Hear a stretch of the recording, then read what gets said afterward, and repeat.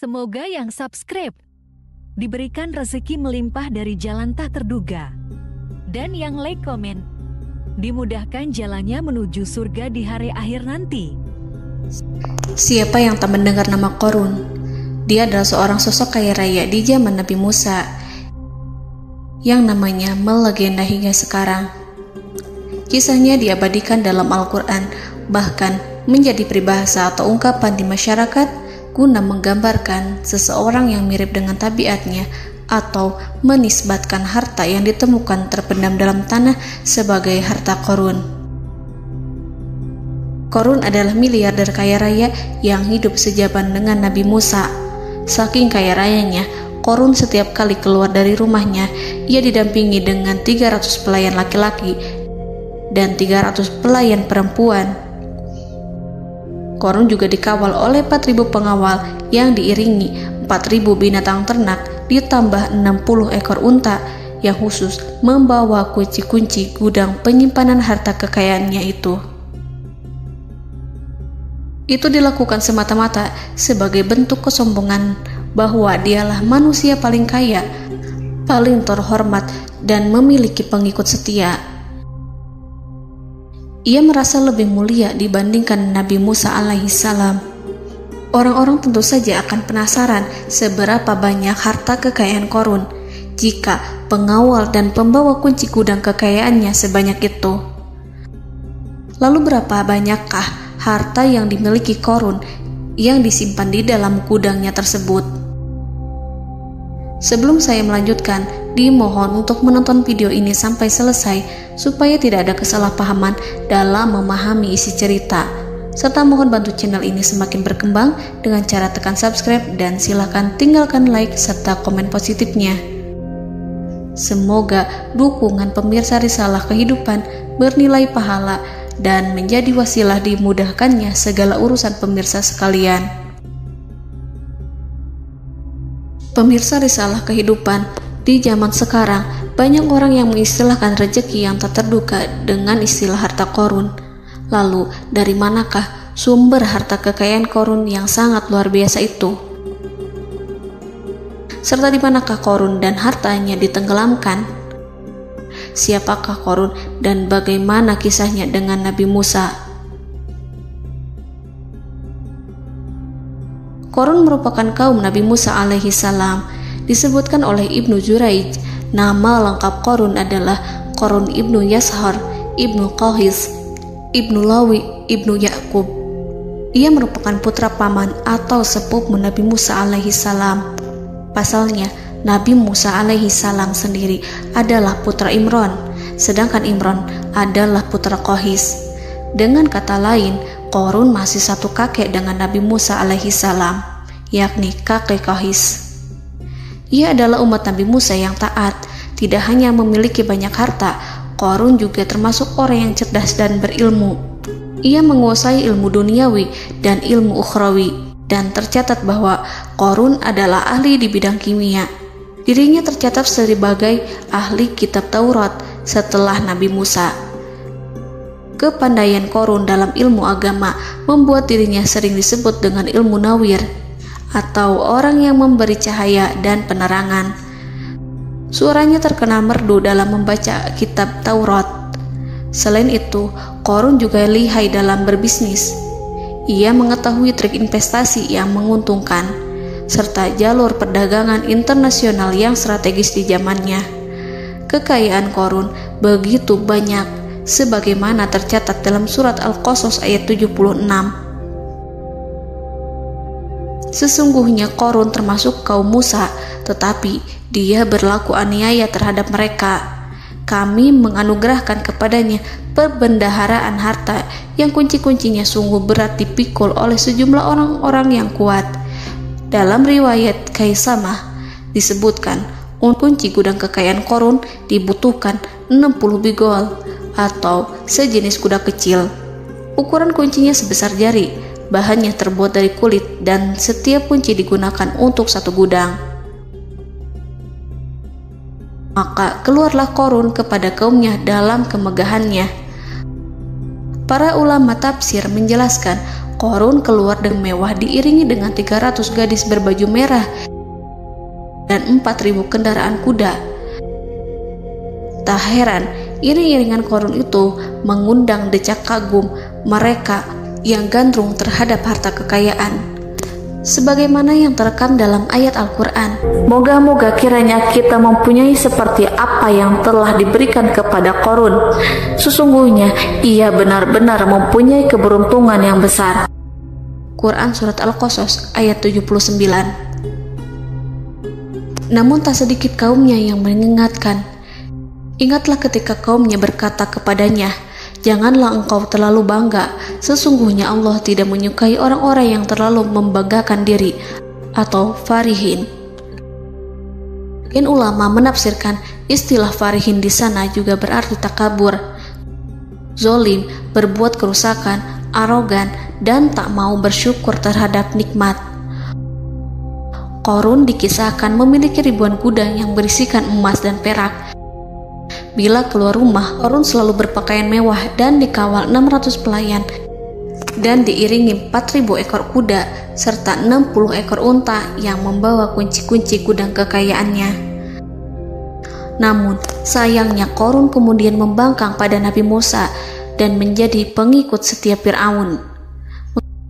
Mengenai dari mana asal-usul kekayaan Korun, ada beberapa riwayat yang memberitahukan tentang asal-usul kekayaan Korun.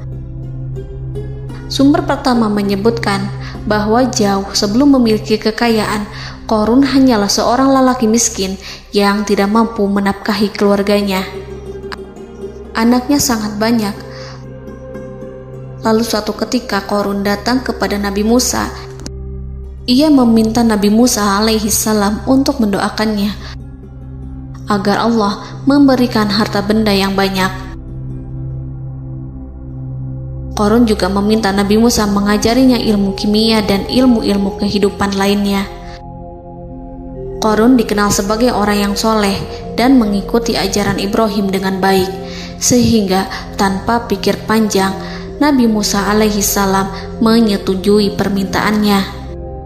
Allah Subhanahu wa ta'ala mengabulkan doa Nabi Musa. Korun diberikan kecerdasan luar biasa dan menguasai ilmu yang telah diajarkan kepadanya. Korun menguasai teori dan praktik pembuatan emas permata dan beragam perhiasan mewah lainnya. Ia juga pakar dalam ilmu arsitektur, rancangan bangunan, penataan kota, dan lain sebagainya.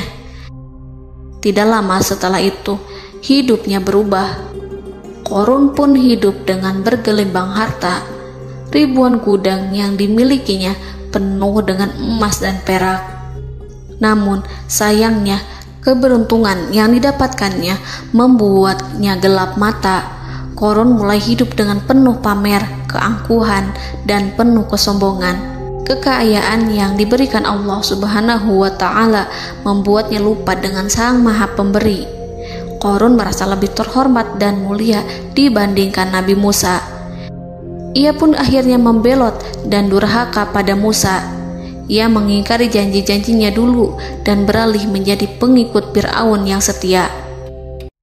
Loyalitas Korun terhadap Fir'aun membuatnya diangkat menjadi kepala mandor yang membawahi ribuan pekerja. Dikisahkan bahwa Korun bersikap semena-mena terhadap para pekerja.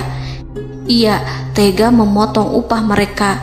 Ia melakukan korupsi demi membangun istana dan kemegahannya sendiri, dan untuk membangun gudang-gudang penyimpanan harta yang telah ia kumpulkan jauh-jauh hari. Ketika datang perintah zakat, Nabi Musa alaihi salam pergi menemui Korun dan memerintahnya mengeluarkan zakat sebesar 1 dinar dari setiap 1.000 dinar hartanya, 1 dirham dari setiap 1.000 dirham, 1 kambing dari setiap 1.000 kambing, dan seterusnya.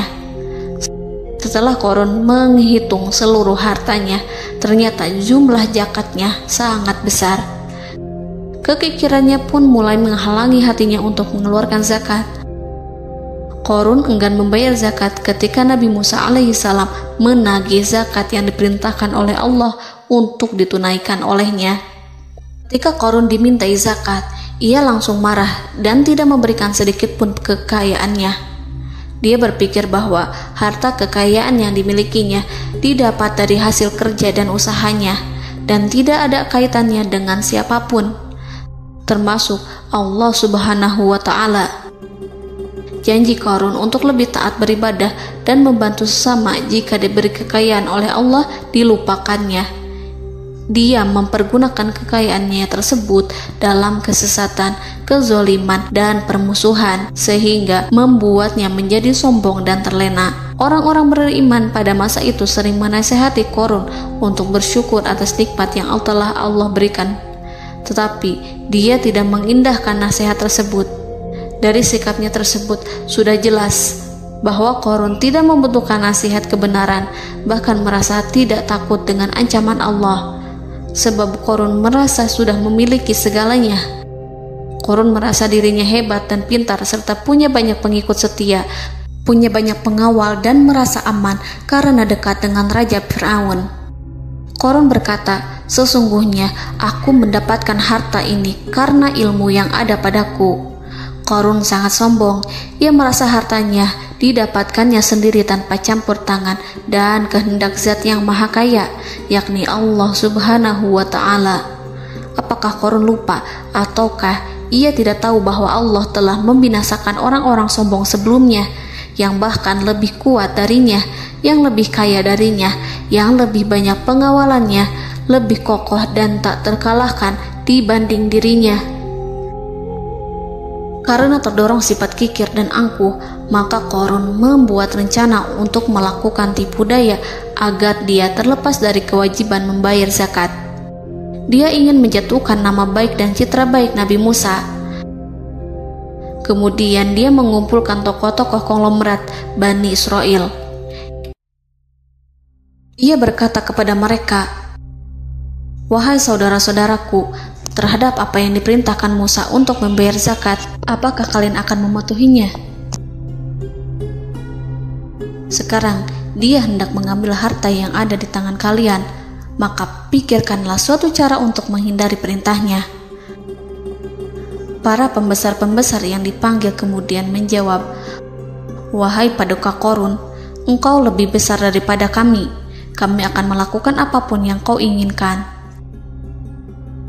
Qarun berkata, "Datangkanlah kepadaku wanita cantik. Aku akan memberinya hadiah besar jika ia berhasil menggoda dan memfitnah Musa." Ketika wanita cantik yang diinginkannya datang, Qarun memberikan kepadanya uang muka sebagai jaminan. Ia akan membayarkan seluruh yang dijanjikannya ketika berhasil menjalankan misinya. Bukan hanya itu, Qarun pun berjanji akan menjadikan wanita ini sebagai istrinya. Keesokan harinya, Qarun mengumpulkan Bani Israel. Setelah itu, Qarun menghadap kepada Nabi Musa seraya berkata, "Orang-orang menanti kedatangan Anda, sampaikanlah saran dan nasihat kepada mereka." Nabi Musa kemudian keluar dari rumahnya. Ia mulai menyampaikan nasihat pada umatnya. Di antara nasihatnya, beliau berkata, "Barang siapa yang mencuri, aku akan memotong tangannya. Barang siapa yang memfitnah, aku akan mencambuknya sebanyak 70 kali. Barang siapa yang tidak mempunyai istri dan dia berbuat zina, maka aku akan mencambuknya sebanyak 70 kali. Adapun barang siapa yang memiliki istri dan ia berbuat zina, aku akan rajam dia sampai mati." Qarun kemudian berkata, "Apakah ini juga berlaku untuk Anda jika Anda sendiri yang berbuat zina? Apakah Anda akan menerima hukumannya?"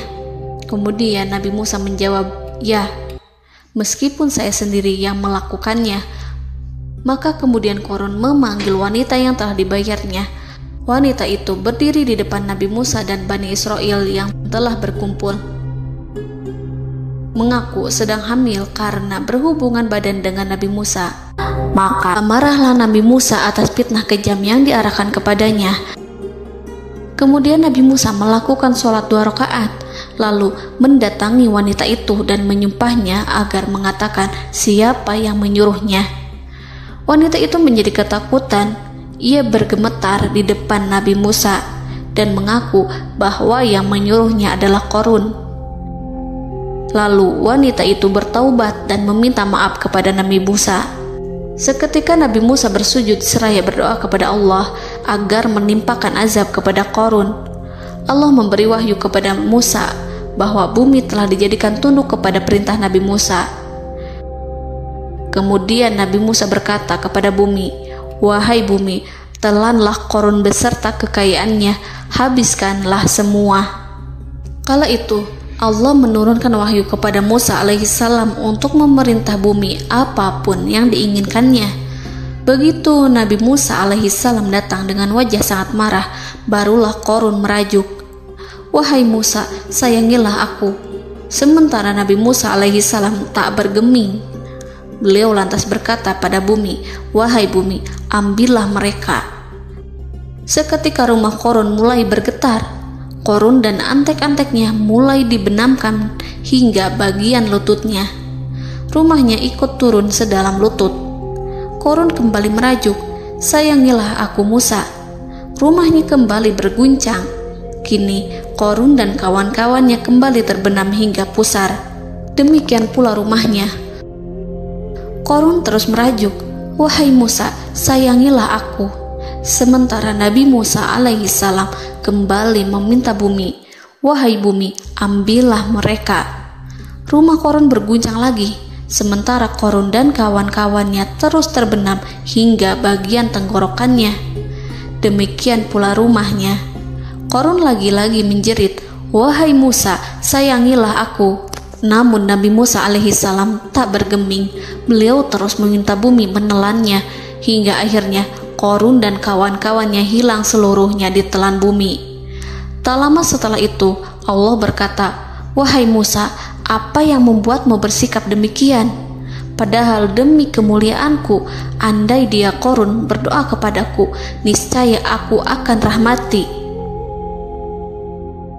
Maka kami benamkan dia beserta rumahnya ke dalam bumi, maka tidak ada baginya satu golongan pun yang akan menolongnya selain Allah, dan dia tidak termasuk orang-orang yang dapat membela diri." Quran Surat Al-Qasas ayat 81. Lalu di manakah lokasi ditenggelamkannya Qarun beserta harta bendanya?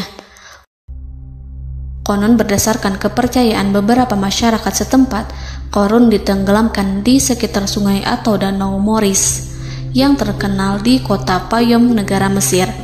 Qarun konon mendirikan istana dan di tempat itu pula ia ditenggelamkan. Dahulu Qarun berkeinginan membangun sebuah istana, namun tidak diizinkan oleh Fir'aun jika istana itu dibangun di samping istana Fir'aun. Terlebih, Qarun juga tidak ingin membangun istana di tengah pemukiman Bani Israel yang terletak di tanah Jasan. Fir'aun pun memberikan tanah di wilayah Payom. Kemudian di tepi sungai Payom inilah Qarun membangun istananya yang megah, dan di dalamnya ia membangun Al-Khunuj, gudang penyimpanan harta berisi emas dan perak. Salah satu bukti arkeologis yang dapat dijumpai di lokasi tersebut adalah runtuhan bangunan yang diduga sebagai tempat tinggal Qarun yang berjarak sekitar 2 km dari Danau Qarun. Menurut beberapa sumber, bangunan yang masih berdiri kokoh tersebut adalah benteng yang dibangun oleh Qarun. Namun ada juga yang mengatakan bahwa bangunan tersebut adalah tempat tinggalnya. Wallahu a'lam. Semoga kita semua dijadikan orang yang Allah mampukan menjadi orang kaya namun tidak seperti Qarun,